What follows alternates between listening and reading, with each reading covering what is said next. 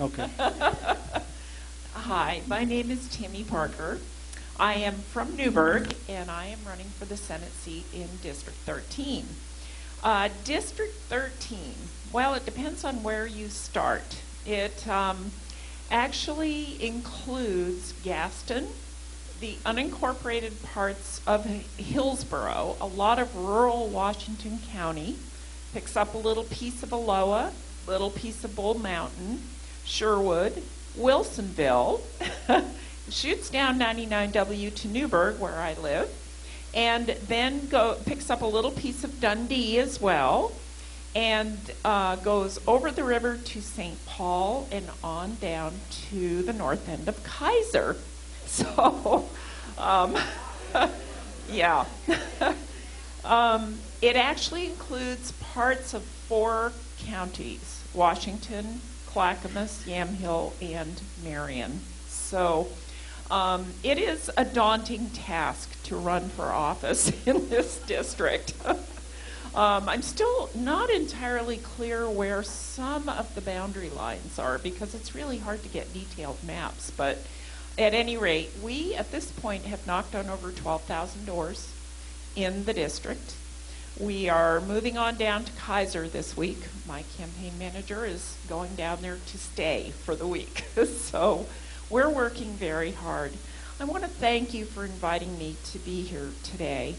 I'm new at this, and before I start talking about myself, I just want to say, listening to these candidates and elected officials is just an incredible experience. Their hard work and accomplishment, I really want us to give them a hand. They work so hard for all of us. Thank you all so much. And when anyone says that government doesn't create anything or do anything for us, I would actually refer them to these folks and ask them to listen a little bit to the hard work they've done to make our state a better place to live. I'd like to tell you a little bit about myself.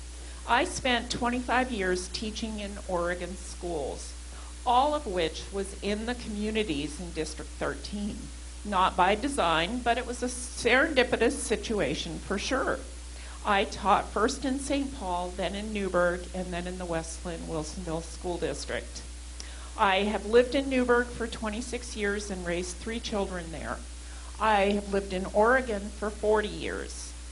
And we made a decision to move to Oregon and to stay in Oregon because my husband was in social services. And unlike the state that we came from, Oregon had an excellent Department of Human Services where he could make a difference in children's lives. Oregon had great schools, and Oregon had a quality of life unmatched almost anywhere. I made the decision to become a teacher in order to make a difference in children's lives as well. We were passionate about kids and families and devoted to helping create a healthier, better world for them. And Oregon seemed like the perfect place to do that. Fast forward 40 years. I've actually been watching some of the video of these forums online, and from 2008 particularly, and I'm really pretty stunned by how similar everything sounds. While our great legislature has made progress in some areas, and I do appreciate the hard work that's been done in the last 2 years, what has become clear is that there are some difficult, intractable problems that the state faces. And that, 2008, was the beginning of the recession. I'm not sure either that it's really over. And it certainly, as Senator Starr mentioned, is not over for those people that I meet every day when we're knocking at the doors who are struggling to find work. You've heard today a lot about the terrible economy. We are in a global recession, and we know that the last sectors of the economy to recover are jobs and real estate. Oregon has lagged somewhat behind the rest of the country in feeling the effects of the recession, and we seem to be lagging behind in our recovery as well. People are suffering. There's been a lot of focus today on the kinds of things we can do to make things better. And I decided, after being at the forum last week for the Washington County Aging and Veterans Services Coalition, that I really wanted to focus on the seniors and families that are struggling to feed themselves, their pets. School budgets are being cut. Homelessness and hunger have risen sharply. Need is high and resources are diminishing. Health insurance costs are breaking the back of our economy, especially for small businesses. And more people every day go without basic health care. This isn't news. And there are great ideas in this room for moving into the future by creating jobs that'll be sustainable and will take Oregon into a future that's cleaner and greener and will provide a solid tax base for our schools and services. You've also heard that if Oregon would just get out of the way and taxes were lower, Oregon would be more business friendly. Our economy would grow and become stable. I don't buy it. There is no evidence at this point that businesses are really leaving the state in any great numbers.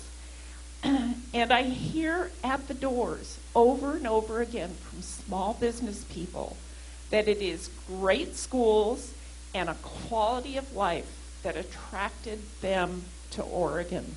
I heard that yesterday from a small business owner who came from California. We came here because of what Oregon is. Now, I also hear at the doors that small businesses are desperate for capital, not just to grow, but just to be able to keep their doors open. The access to business capital and boost programs are a great move in the right direction, and I agree we need to expand those and continue that kind of development, and I hope to work on that when I'm elected. We didn't cause the recession. We won't be able to fix things overnight. Simple solutions will not fix complex, long-standing problems. It took us a lot of years as a country to get into this fix. We won't build a new sustainable economy overnight. We can't look to old solutions for the future.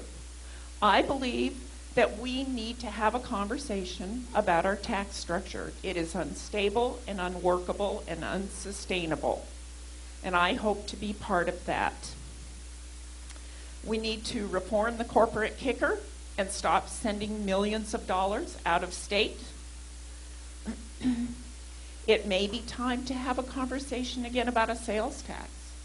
At the doors, I have been absolutely stunned, blown away by how many people in District 13, when I knock on the door, they say to me, why don't we have a sales tax in this state? They've come from other places, and they don't get it. And I will tell you, I actually grew up in one of the other two states that doesn't have a sales tax. So that wasn't by intention, but that's the way it is.